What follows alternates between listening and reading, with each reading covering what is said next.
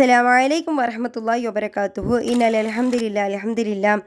யார் நம்மை புகழ்ந்தாலும் யார் நம்மை பாராட்டினாலும் நாம் மம்மதை கொள்ளாமல் பெருமையின் மகிழ்ச்சியில் ஆழ்த்தாமல் அல்ஹம்துலில்லாஹ் என்ற வார்த்தை நமக்கு ஏன் வரல? புகழுக்கு சொந்தமானவன் ரப்பு.